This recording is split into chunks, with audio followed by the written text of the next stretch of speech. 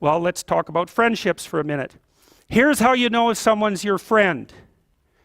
A, you can tell them bad news and they'll listen. They won't tell you why, you're stupid and why that bad thing happened to you and how something worse happened to them once and, derail the whole conversation. You can actually tell them bad news and they'll listen. So that's a good thing. And then this is a weirder thing. You can tell them good news and they'll help you celebrate.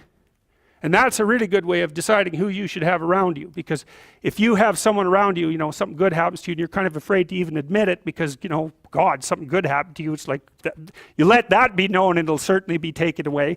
So, you come out and you sort of tell someone half-heartedly that something good happened to you and they give you a whack and then talk about, the great thing that happened to them 3 years ago, or worse, the great thing that happened to someone that they knew 3 years ago.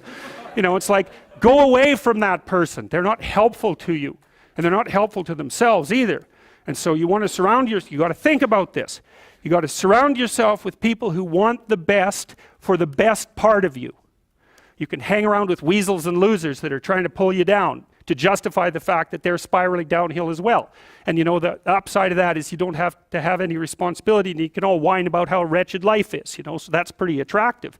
But I would say it's also a bad medium to long-term plan. And so it's acceptable and desirable to try to surround yourself with people who are facilitating your development. And you might say, well, I've got people around, I know them well, they're not doing that well and they don't fit into that category. It's like, what's your point? What are you going to do with them exactly? If they'll listen and cooperate with you and move towards a better future, great. If they don't pay any attention and they keep doing the same damn things over and over and they're not going anywhere and it's painful, then maybe the proper thing to do is say, you just have your misery. I'll go off and have my life. And maybe you'll wake up at some point in the future and think that's a better way of being. Because just putting up with it is, well, they call that enabling, right? You put up with that sort of behavior, you're providing tacit consent for it and even tacit approval.